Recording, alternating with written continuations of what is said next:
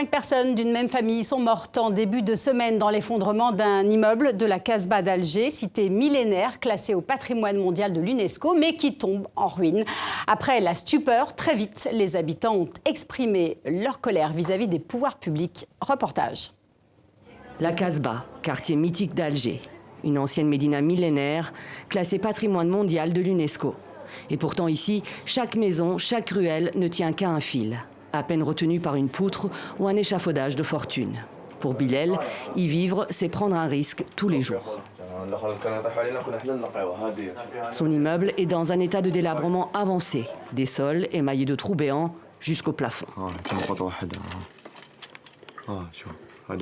Sa famille vit ici dans le dénuement le plus total et dans la peur permanente d'un accident. Les responsables qui étaient en charge du dossier, ils ont pris l'argent de l'UNESCO, mais ils n'ont rien fait pour nous. On fait face à la mort chaque jour. S'ils attendent qu'on soit mort pour nous faire sortir de là, ça servira à rien. On sait qu'on va mourir. Mais mourir enterré sous les décombres, c'est effrayant. La Casbah fait l'objet de plusieurs projets de restauration dotés de budgets énormes, mais sans réel impact sur le quartier.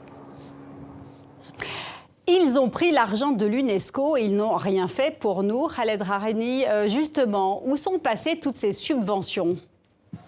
C'est la question que tout le monde se pose, y compris ici, les habitants de la Casbah, puisque je vous parle du cœur de cette Casbah, cité millénaire algérienne. Les projets de réhabilitation et de restauration se sont multipliés depuis l'indépendance de l'Algérie en 62. Certains experts déjà refusent qu'on parle de restauration parce qu'il faudrait adapter les bâtiments de la Casbah à chaque époque. L'époque ottomane, l'époque coloniale. Donc même la restauration serait très longue et pourrait correspondre à beaucoup d'époques. Beaucoup d'experts, notamment les architectes algériens qui ont planché sur ce projet, veulent aujourd'hui que les autorités soient mises devant leurs responsabilités pour savoir où est passé cet argent, surtout l'argent dont l'Algérie bénéficie depuis 1992, année de classement de la Casbah au patrimoine mondial de l'UNESCO.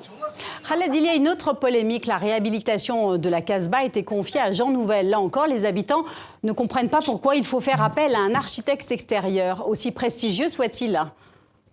Aussi prestigieux soit-il, comme vous venez de le dire, c'était la polémique du mois de décembre dernier lorsque le wali d'Alger, Abdelkader Zour, qui a été limogé il y a 4 jours, a choisi Jean Nouvel tollé général en Algérie. Pourquoi c'est Jean Nouvel? Pourquoi c'est un architecte entre guillemets français qui est chargé de restaurer ce joyau architectural algérien?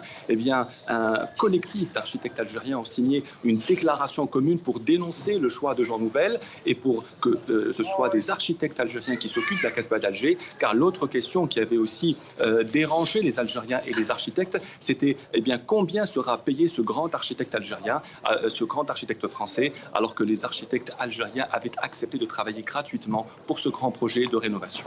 Merci Khaled Raheni.